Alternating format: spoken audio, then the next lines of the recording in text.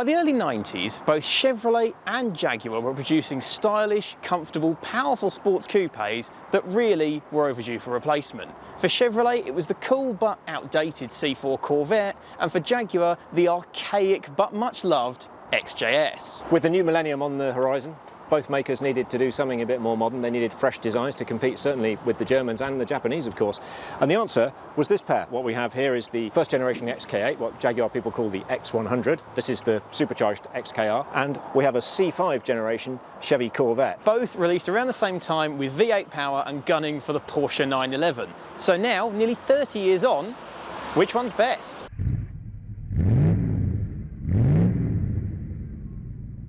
But first, our friends at Lancaster Insurance are running monthly giveaways. You can win all sorts, from experience days to tools, restaurant vouchers and tech. So click the link below at the end of the video to enter their latest competition.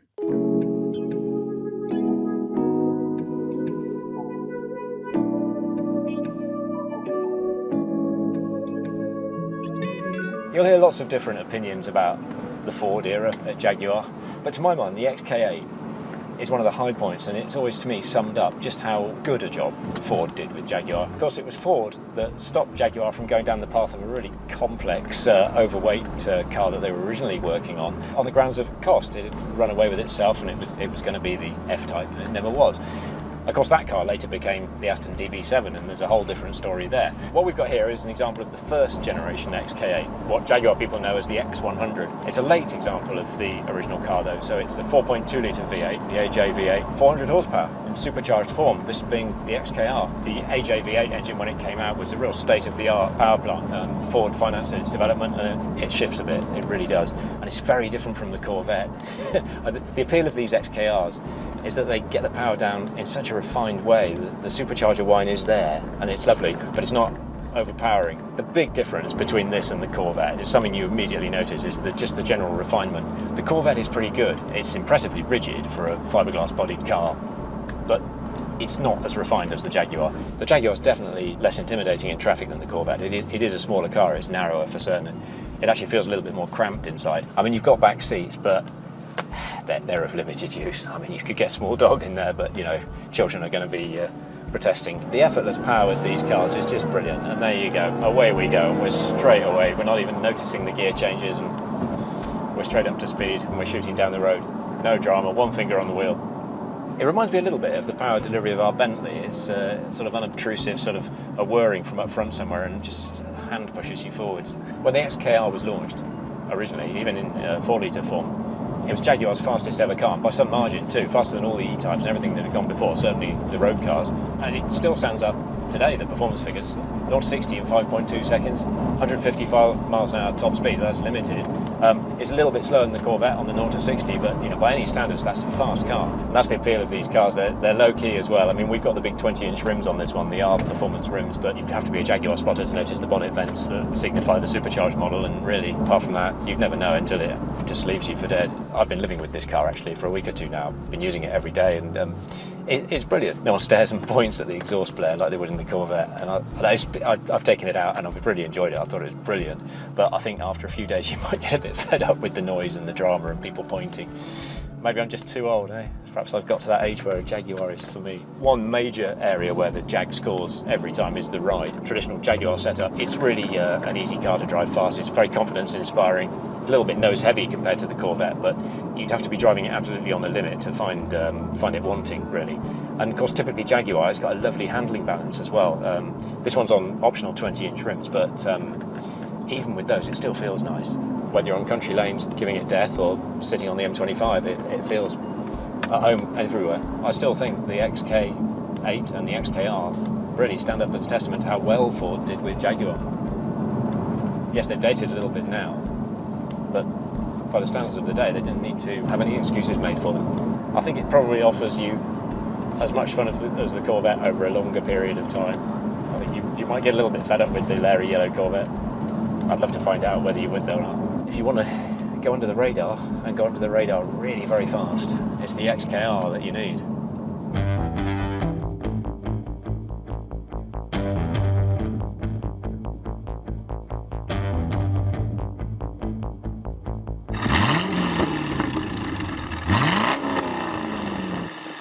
The C4 generation of Chevrolet's iconic Corvette had proved hugely popular. Its combination of style, speed and value had helped it sell 358,000 units. That's impressive for any car, let alone a two-seater V8 sports car. The trouble is, the C4 wasn't exactly cutting edge when it came out, and over its life it just got more and more dated to the point where by the 1990s it was positively archaic. After all the jokes that had come with the Corvette being so out of date, GM would need to come to the party hard with its replacement. And with 1996's C5 Corvette, that's exactly what they did. It looked broadly the same as the previous Corvette, and it featured the same fiberglass body over a steel chassis as had been tradition for Corvettes since the 1950s. But even the chassis was different with the C5.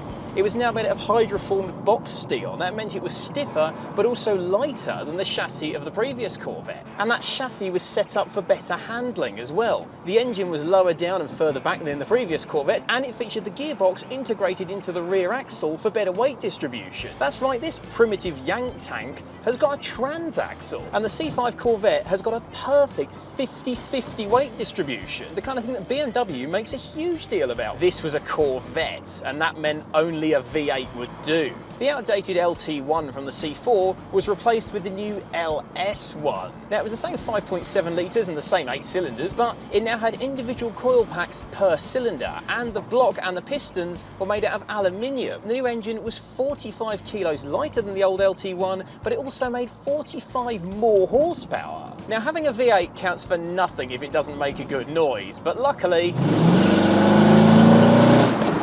Oh, and it shifts as well.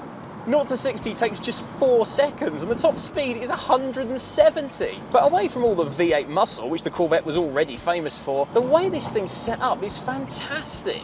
Nice weighty steering. The ride is really rather supple. It's not quite as floaty as the Jaguar, but it's not a million miles off. This is so much more nimble than most Europeans believed a Corvette would be. It's agile, you can place it in the road where you want it. The steering is superb actually. I reckon it betters the Jag for steering feel and precision. I'm in a wide left-hand drive sports car on a tiny little British B road, and I'm not scared by it, I'm not intimidated by it. I know that I can use all of what that V8 has got to offer. And despite that old school V8 soundtrack and the leaf spring rear suspension, don't be fooled into thinking the Corvette is crude. I've got a head-up display here, stability control, and in later life you could even get your C5 with adaptive dampers. That's Mercedes and Porsche level stuff. Oh! It might be more sophisticated, but it's still got some old school muscle to it. But the C5 was clever too. In America, brand new cars can be subject to what's called the gas guzzler tax, an extra tax on the purchase price if a car's not deemed fuel efficient enough. Chevrolet worked on the C5 Corvette to improve its economy.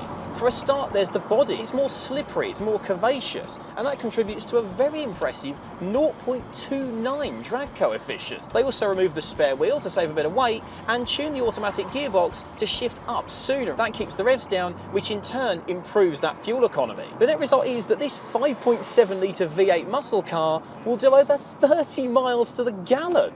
It was a Corvette finally fit for Europe.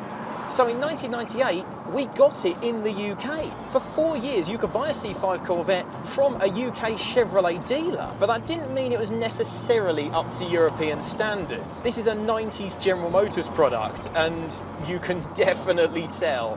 The plastics flex and they're all a bit hard and nasty, the switchgear wobbles about, and even on this immaculate 15,000 mile example, there are a few more squeaks and rattles than you'd have got from the Jaguar, and certainly from a Porsche 911. But that's why I love the Corvette. It's not a Porsche, and it doesn't pretend to be something it's not. It's loud, it's proud, and it puts a massive smile on your face. So then, two very different but awesome cars. What do you think? Oh, it's hard to choose, isn't it? I mean, the Corvette is brilliant fun. I have to say, I would choose the Corvette as the fun car. I really would. But that's not to dismiss the Jaguar, because the Jaguar is just too competent. You could use it as an everyday car, and I'm a bit too old to be driving a yellow Corvette in Britain, I think. The Jaguar just slides by. They are so refined, these XKRs, and the way they get the power down and shoot you down the road. The Corvette ultimately is a little bit quicker, and there's a lot more drama there, but I think as an everyday car, I think it's a bit much, to be honest, but it's bloody brilliant. I think as a fun car, I'm really impressed by it. Yeah, Yeah, I'd agree with that. I mean, the XKR has always had that kind of classy, understated menace about it, and there's something really nice about that. But if you went for a drive in both of these and they said, which one did you remember more and which one excited you more, it's going to be the Corvette. Yeah, I think Corvette, yeah. It's easy to dismiss the Corvette as a European if you're not into American cars. This is so much better than it has any right to be. Few cars that have made me smile in quite such a long time, so for me, my choice is the Corvette. Which one of these two, X100 XKR or the C5 Corvette, which one does it for you, and indeed, which one sounds better?